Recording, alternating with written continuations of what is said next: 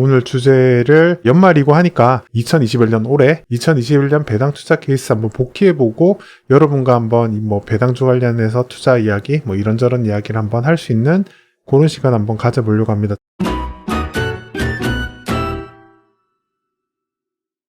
제 1분기 투자에서는 삼성전자 케이스가 제일 중요했던 것 같아요. 지금 1년 그래프를 보면 맨 왼쪽에 보면은 작년 연말부터 무섭게 랠리를 해서 지금 올라가서 96,800원을 찍고 1년 내내 흘러내렸다가 올해 10월에 바닥 찍고 지금 다시 올라가는 그런 모양새죠. 최근에 이제 바닥을 찍고 반도체 여팡이 턴한다고 막 사람들이 막 흥분하고 이제 8만전자 눈앞에 두고 사람들이 좋아하고 있죠. 최근에 이제 마이크론 테크놀로지 실적이 좋게 나와서 최근에 이제 랠리를 하고 있고 하이닉스 같은 경우는 이제 꽤 많이 오른 그런 모습을 보여주고 있는데요. 제일 중요한 건 작년 4분기 때랑 이제 올해 1분기 때 요때까지 투자가 거의 제일 중요한 급등하는 시기고 많은 사람들이 이제 9만원 넘어가서 포모라고 그러죠. Fear of Missing Out인가? 놓칠까봐 늦게 이제 추매하는 거, 올라타는 거 그런 현상이 나타나면서 9만원대에서 보통 삼성전자 같이 투자하는 사람 다 바보라 그랬는데 아마 제가 4분기에 삼성전자 콘텐츠를 작년 4분기죠. 작년 4분기 삼성전자 콘텐츠를 많이 올릴 때 사람들이 좀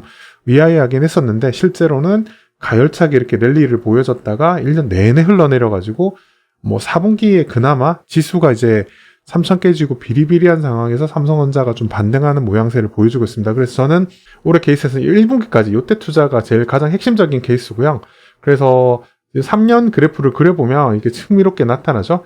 이제 코로나 때 여기 그래프를 보시면 여기 위치가 코로나 때 3월에 바닥을 찍고 조금씩 스물스물 반등하다가 작년 4분기 때부터 랠리를 하고 있었죠. 제가 그래서 요 타이밍에 기말 연말에 특별 배당과 함께 반도체랑 그다음에 파운드리 쪽이 좋아지고 있다라는 뉴스를 그다음에 뭐 그런 것들을 접하고 나서 적극적으로 분석을 하고 편입을 하고 그렇게 했었는데 이때 많이 편입했죠. 그때 앞에는 별로 없었다가 요 4분기 시즌에 이렇게 뭔가 심상치 않은 느낌이 나타날 때 이때 집중했는데 그때 이제 크게 랠리를 하고 있어서 했고 고점 찍고 이렇게 흘러내린 타임에서 요 대부분의 요 구간 1분기 어느 정도 지나고 나서 흘러내리는 구간에서 이제 업황이나 뭐 여러 가지 그런 것들 밸류에이션이나 이런 것들 분석해 나가면서 컨텐츠를 되게 많이 올렸었잖아요.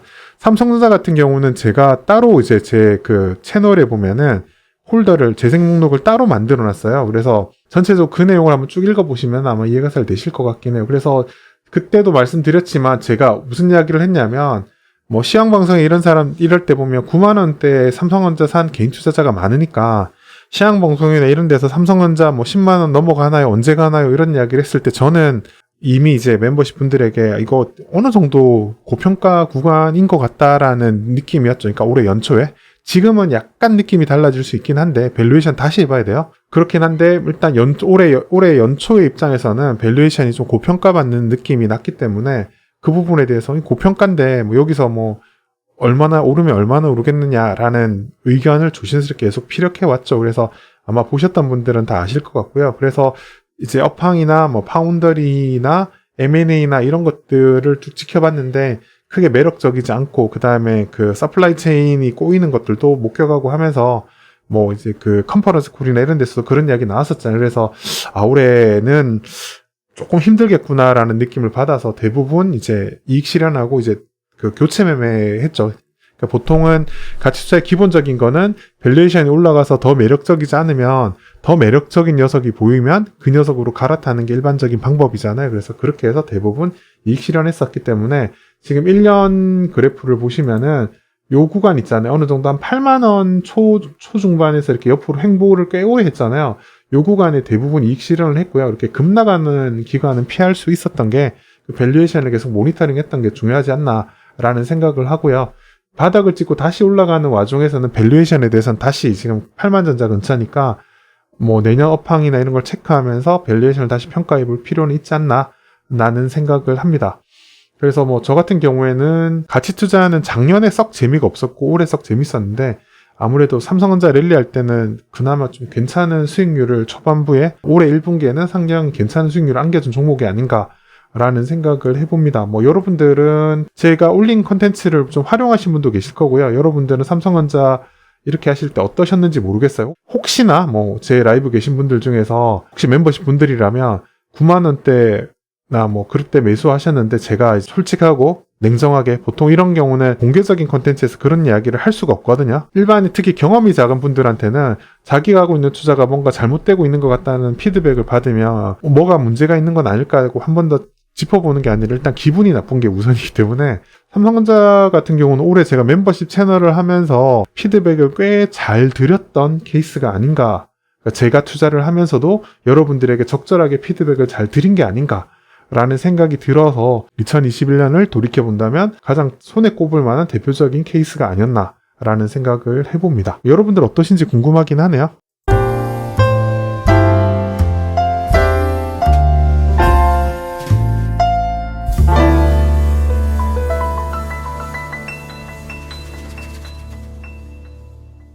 붉은 도루님께서 저는 삼성전자 올해 건드리지도 않았습니다 라고 했는데 올해 1월에 9만원대에서 이렇게 오버슈팅을 하고 1년 내에 조정하는 부분을 그냥 긴 장기 보유의 관점에서 길게 보유하고 계셨다라는 건데 그것도 나쁘지 않아요. 그러니까 지금 이제 피드백을 보면은 자기가 이거 지금 매수할 때 어떻게 보고 살 건지에 대한 판단을 하는 게 되게 중요하긴 해요. 그래서 지금은 뭐 예를 들어서 그걸 오버슈팅했다 생각하고 매도한 사람이 단기적으로 잘한 것처럼 보이고 있지만 이후에 이제 삼성전자가 더 내년에 더 잘해가지고 주가가 더 전고점을 뚫고 올라가거나 하면 꾸준히 사모은 사람이 오히려 더 답이 될 수 있어요. 그래서 중요한 거는 내가 이걸 매수할 때 어느 정도 길게 생각하는지를 자기가 스스로 아는 게 되게 중요해요. 그래서 길게 보고 투자를 한다면 매수하는 기간도 상당 부분 좀 길게 두고 천천히 분할 매수하는 게 또 맞다고 생각하거든요. 그렇게 해야 시간의 변동성을 좀 인내하기가 좀 쉬워지니까요. 그래서 저 같은 케이스는 상대적으로 작년 4분기 때 삼성전자에서 일어나는 그 변화, 기대치, 뭐 여러 가지 그런 주변 환경들이 삼성전자의 밸류에이션에 반영될 것 같다라는 강한 분석이 있었기 때문에 그렇게 한 거고요. 그렇게 됐다면 그게 빠른 시간이 실현이 된다면 이익 실현하는 것도 될 수 있는 거고 그게 아니라 회사의 긴 성장성을 보고 이제 천천히 그 이전부터 이제 예를 들어서 뒤에 다른 분도 말씀하셨으니까 제가 코멘트를 드리자면 그 이전부터 예를 들어서 주가가 예를 들어서 작년 4분기 요쯤이 아니라 작년 4분기 이제 6만원 넘어가는 요 시기가 아니라 그 이전부터 코로나 터지고 나서 그 이전부터 사모았는데 코로나 터지고 나서 다시 이제 바닥을 길 때 요때 다시 사모으기 시작했다. 그러고 나서 갑자기 급등할 때는 안 샀다. 그리고 다시 내려갔다 여기서 사모으기 시작했다. 뭐 요런 스타일의 투자를 하시는 분들이라면 장기로 보고 길게 매수하고 매도를 하지 않는 그 자체가 옳은 방법일 수 있어요. 그래서 그걸 뭐 문제 삼을 문제는 아닌 것 같다. 중요한 거는 내가 이걸 살 때 얼마나 그걸 보고 사고 매수하는 건지 거기에 대해서 스스로를 잘 아는 게 아마 좀 중요하지 않는가라는 생각이 들어요. 네, 마술사 얀님께서 네, 우선주 6.5에서 5까지 분할 매수 들어간 6.5에서 추매한 게 다다. 아, 최근에 떨어질 때 말한 건가요? 6.5? 네, 그 이야기인 것 같아요. 이분께서 거의 모든 종목 12월에 수익 다시 반납한 상태다라고 했는데 이게 보면 모든 자기 투자 대상이 장기 투자 대상이 아닐 수도 있긴 해요. 그러니까 저 같은 경우도 배당 투자를 해도 길게 보고 배당 투자를 하는 게 있는가 하면 4분기 때 배당락을 염두에 두고 플레이로 하는 그런 것들도 있거든요.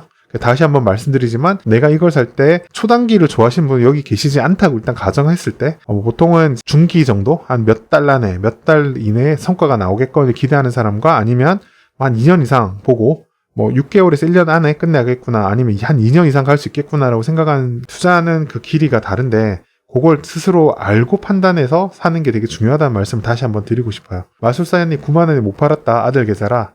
네, 뭐 그럴 수 있죠. 그게 못 판 게 틀린 게 아닐 수도 있어요. 지나간 앞으로 이제 차트가 어떻게 주가 차트가 어떻게 그려지느냐에 따라서 뭐 답이 정해진 건 아니니까. 네, 만남과 인연이 말씀은 2019년부터 2020년 초까지 조금씩 분할 매수해서 지금까지 그냥 홀딩 중이다라고 하는 거는 이렇게 차트를 보시면 아시겠지만 그냥 이게 한 5만 원대에서 계속 꾸준히 매수하셨다는 이야기잖아요. 4만 원, 5만 원대 요 사이에서 꾸준히 매수하셨던 거니까 그 이후에 뭐 이렇게 지금 홀딩 중인 경우면 지금의 변동성은 평균 매수가 대비 상당한 수익으로 있는 상황이기 때문에 그럴 때는 이렇게 좀 변동성을 견디기가 상대적으로 좀 용이하셨을 것 같아요.